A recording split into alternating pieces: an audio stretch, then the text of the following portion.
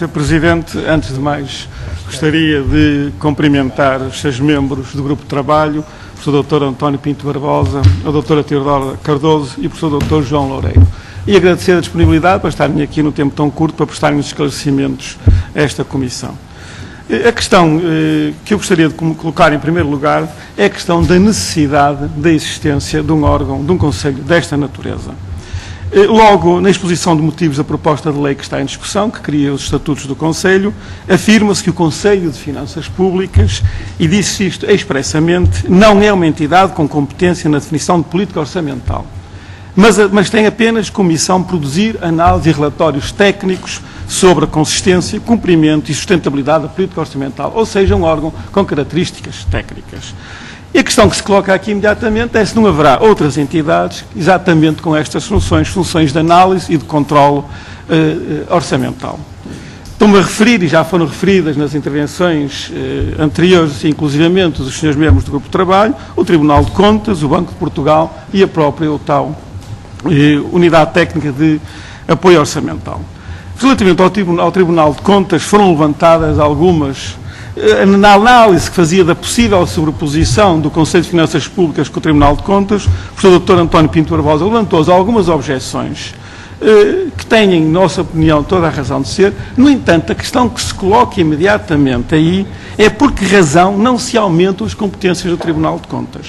Ou seja, se por hipótese se considera que estas três entidades que já foram aqui referidas e analisadas, Tribunal de Contas, Banco de Portugal e Unidade Técnica de Apoio Orçamental, não têm ainda as competências suficientes, os meios ou as atribuições, por que não alargar, de forma a cobrir todo o âmbito que se pretenderia com este Conselho de Finanças Públicas? Ou seja, havendo três entidades, cria-se mais uma, que será, obviamente, e depois iremos falar sobre esta questão, sustentada pelas contas públicas, não é? Exatamente aquelas contas que essa entidade pretenderia corrigir. Relativamente a esta questão, eu gostaria também aqui de invocar e mais convocar a senhora Ministra da Agricultura, do Mar, do Ambiente e do Ordenamento do Território, que sobre esta questão tomou posição, na altura ainda não Ministra, mas deputada na Assembleia da República, e que numa audição nesta Casa ao Dr. Moraes Sarmento, no dia 11 de março de 2011, e não foi há tanto tempo como isso, levantava algumas questões que têm a ver exatamente com aquilo que eu acabei de referir. E passo a citar, perguntava à Sra. Ministra, e cito, para que serve o Conselho de Finanças Públicas? Se tem funções políticas, deve estar na dependência do Parlamento. Seria a tal questão que já foi referida aqui.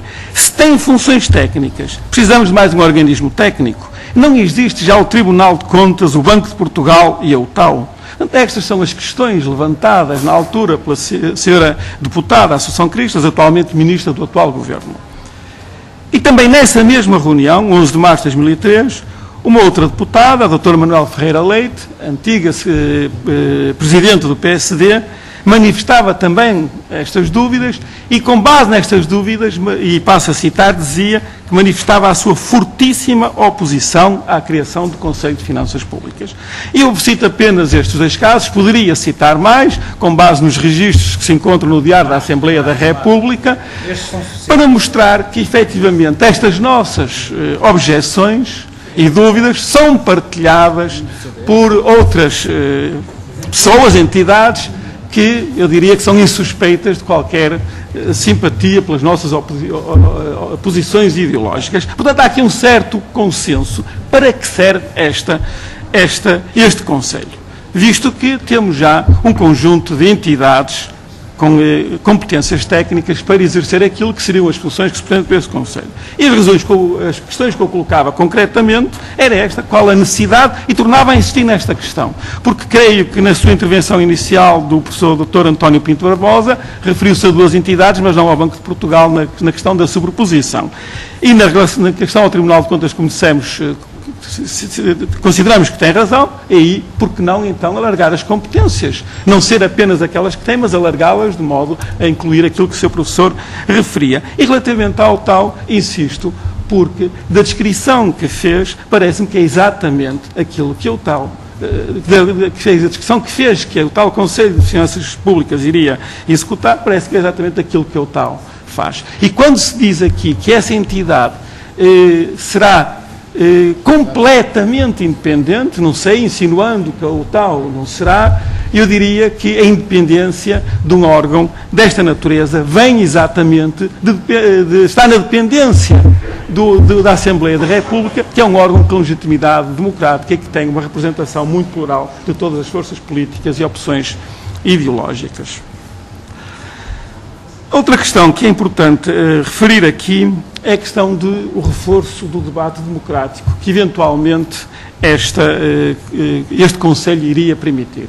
Em nossa opinião, é exatamente o contrário. Não só não vai permitir o reforço do debate democrático, como o vai condicionar. Aliás, o seu professor, Dr. João Loureiro, na sua intervenção, e se não me falha a memória, dizia que esperava ou tinha esperança que pudesse efetivamente condicionar as políticas orçamentais. E a nossa ideia é que não deve ocorrer esse condicionamento. Temos uma Assembleia da República que tem um conjunto de forças partidárias que têm legitimidade democrática, que devem ser elas que devem definir as políticas orçamentais e aprová-las, compete depois ao Governo executá-las, e não se compreende como uma entidade constituída por um conjunto, há quem chame peritos, quem chame sábios, que, não tendo qualquer legitimidade democrática, irá ter a capacidade de condicionar toda a política orçamental de um país.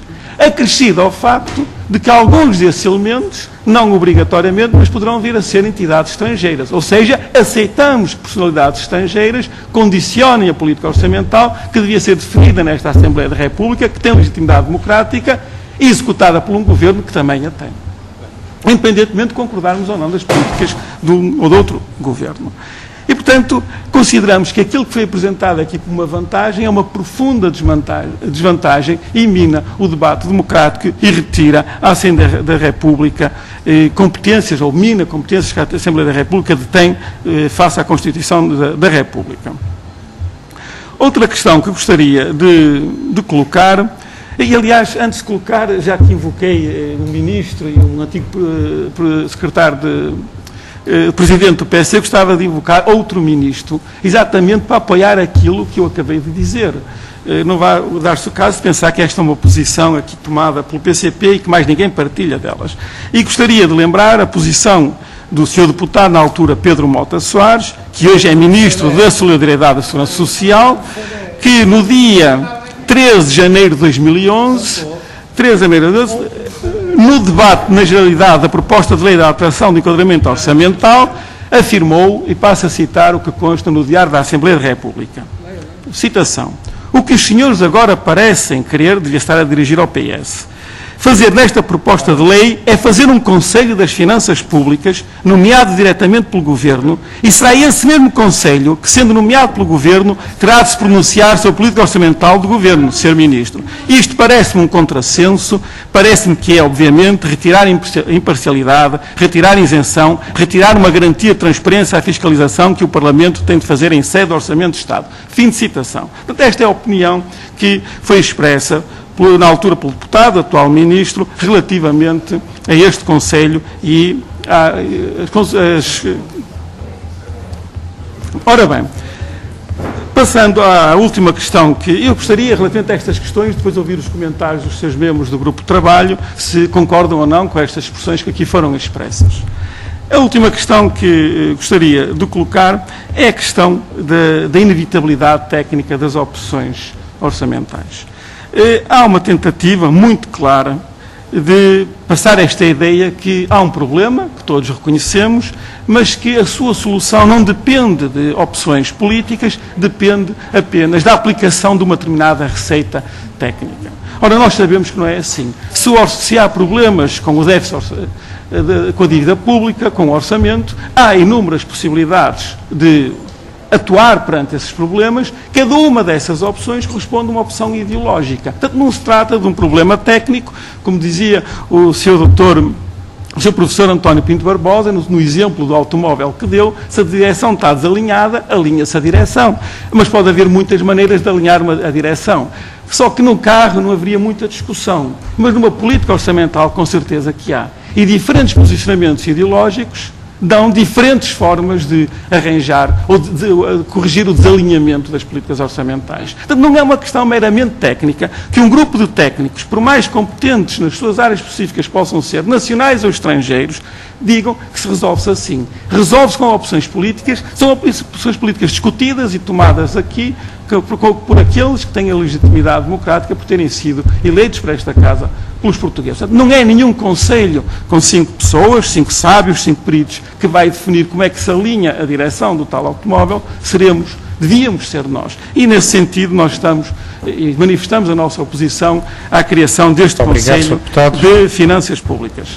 Eu excedi ligeiramente o meu tempo, mas penso que não terá sido mais do que algumas intervenções anteriores. Portanto, eu estou quase a terminar, Sr. Presidente, permita-me só colocar esta última questão.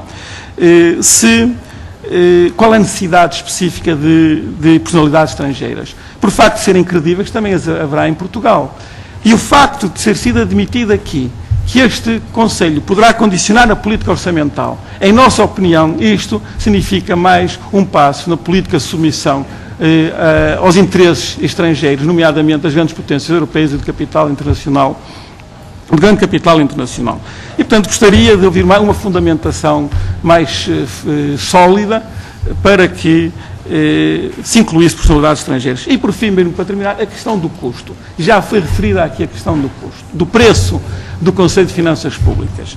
E a resposta é que não tinha sido feito esse estudo, essa estimativa, e não podemos deixar de manifestar a nossa perplexidade pelo facto de não se ter feito uma estimativa, nem que fosse grosseira, do valor que poderá custar ao erário público a existência de um Conselho desta natureza, até porque é um Conselho que pretende fiscalizar as contas públicas ou condicionar essas contas públicas, e gostaríamos de ter uma estimativa, sabendo que tem 5 membros esse Conselho, que terá uma equipa técnica, administrativa, que precisará de instalações. Penso que se poderia ter feito uma estimativa de custo, mas como o Sr. Professor disse, talvez o Governador do Banco de Portugal nos possa dar uma indicação sobre o custo deste Conselho. E agora sim terminava e pedia desculpa por ter excedido o meu tempo em 4 minutos.